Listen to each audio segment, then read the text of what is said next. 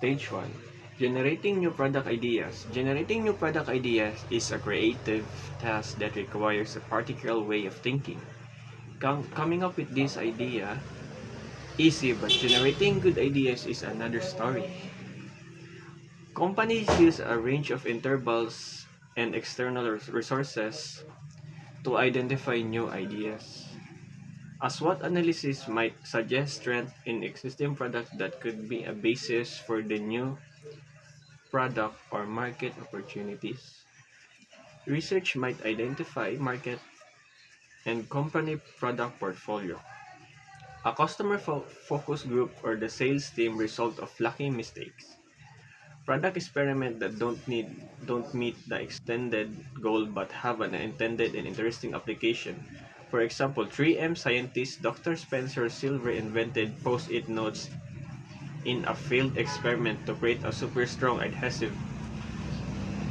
The key to the idea generation stage is to explore possibilities, knowing that most will not result in product that go to market. Stage 2. Screening product ideas. The second stage of the product development process is idea screening. This is the first of many screening points. At this early stage, much is not known about the product and its market opportunity. Still, product ideas that do not meet the organization's overall objective should be rejected at this stage. If a poor product is allowed to pass, even more serious is the possibility of screening out of worthwhile idea and missing a significant market opportunity. For this reason, this early screening stage allow many ideas to move forward that may not eventually go to market. Product ideas may simply be screened through some sort internal rating process. Employees might rate the product ideas according to a set of criteria. For example, those with low score are dropped and only the highest ranked product move forward. Stage 3. Concept development and testing. Today, it is increasing commonly for companies to run a small concept test in a real marketing setting. The product concept is a synthesis or description of a product idea that reflects the core element of the proposed product.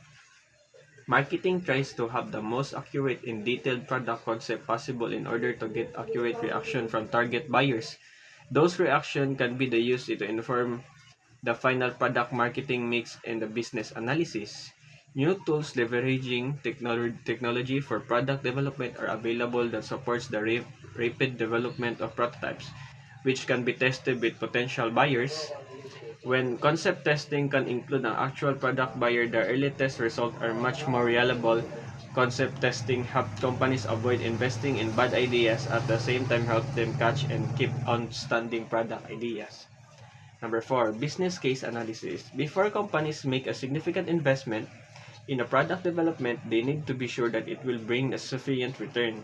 The company seek answer such questions as the following. Number 1. What is the market opportunity for this product? What are the costs bringing the product to market? What are the costs through the stage of product life cycle? Number 4. Where does the product fit in the product portfolio? And how will it impact existing product sales?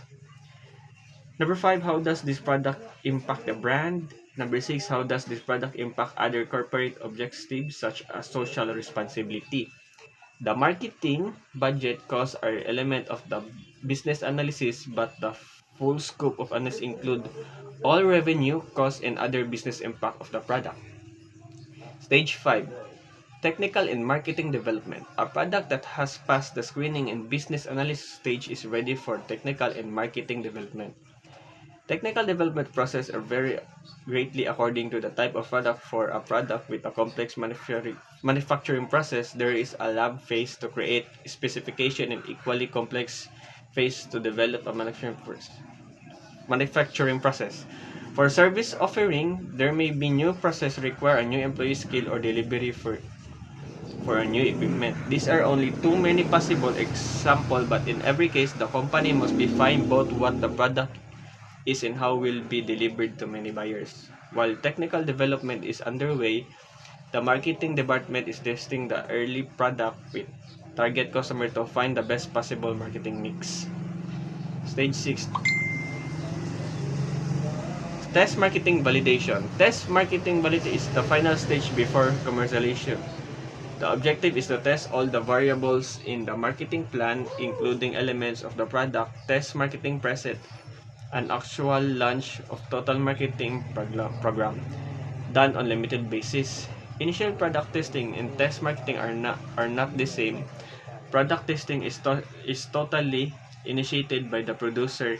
He or she select the sample of people, provide the consumer with test product, and offer the consumers some sort of incentive participate. Stage 7, launch. Finally, the product arrived at the commercial launch stage. The marketing mix comes together to introduce the product to the market. This stage marked the beginning of the product life cycle. To launch does not in any way signal the end of market for the product. To contrary, after the launch, marketer finally real market data about how the product performed in the wild outside the test environment. This market data initiate a new cycle of idea generation about improvement and adjustment that can be made all element of the marketing mix suggested reading. Stages evaluation. The launch does not in any way signal the end of the marketing rule for the product. To contrary, after launch, the marketer finally has the real market data about how the product performed in a wild outside the test environment. This market data initiate a new cycle of idea generation about improvement and adjustment that can be made to all elements of marketing mix. That's all. Thank you.